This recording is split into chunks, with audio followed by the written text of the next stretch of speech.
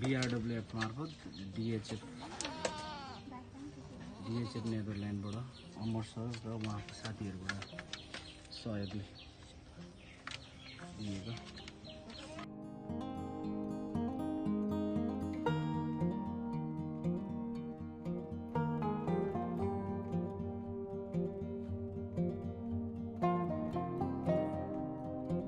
अब अहिले त अब पानी नै नभएपछि त यही खानु पर्यो है, यही खानु भएको छ।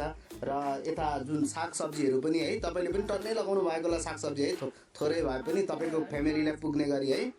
अनि जुन यो अमर सरको टोलीहरूले सहयोग गर्नुभयो होइन, यत्रो जुन खानेपानी भनेको त एउटा ठुलो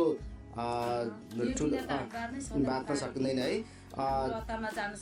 हजुर, उहाँलाई के भन्न चाहनुहुन्छ अझै जुन उहाँहरूले सहयोग गर्नुभयो? निकै भएछ त है, यसको जुन गुवाहरू पनि निकै ठुल्ठुलो आएछ। हजुर, हजुर।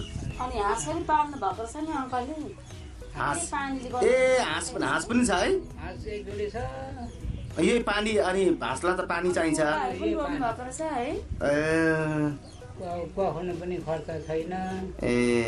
होइन यही भइहाल्यो नि होइन, अझै यहाँदेखि पनि अलिक तल तल हुन्थ्यो भने त अझै राम्रो हुन्थ्यो नि। यस्तै छ अब दुःख पीडा यस्तै छ। एकतिर सकिँदैन, बुढो भइयो। हुन्छ ल त। हामी BRWF बेलडाङ्गी साथै पत्रेश्वर मिसरीबाट अमर सिंह सुब्बा सर र उहाँका साथीहरू साथै BRWF को पुरानो सदस्यहरू सम्पूर्णमा हामी दुवै शिविरबाट धेरै धेरै धन्यवाद दिन चाहन्छौँ। र आउँदो दिनहरूमा पनि उहाँहरूले अहिले जुन फार्मिङ प्रोजेक्टमा गर्नुभएको सहयोग जस्तै होइन, आउँदो दिनमा पनि आर्थिक अवस्था कमजोर भएको परिवारहरूले यसरी नै BRWF को थ्रुबाट सहयोग गर्नुहुन्छ भन्ने आशा राखेको छु। हुन्छ, नमस्कार। तपाईँको नाम चाहिँ? तपाईँको नाम? छविलाल तामाङ। तपाईँलाई नि यो के अरे तपाईँलाई यो केही आय आर्जन होस् भनेर होइन, हाम्रो नेदरल्यान्डबाट अमर सर र उहाँको साथीहरूले होइन 100वटा कुखुराको लागि 45,000 तपाईँको नाममा पठाइदिएछ होइन। तपाईँको पैसा यहाँ चाहिँ 45,000 छ है तपाईँको ल।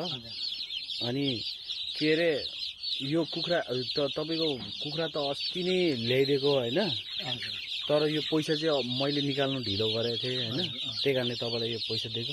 तपाईँ के भन्नुहुन्छ कि उहाँहरूलाई? अमर सरलाई भन्नु धन्यवाद दिनेवाला छु। धन्यवाद। अरू केही? धेरै सहयोग गरेँ। कुखुरा बढ्दैछ? कुखुरा बढ्दैछ।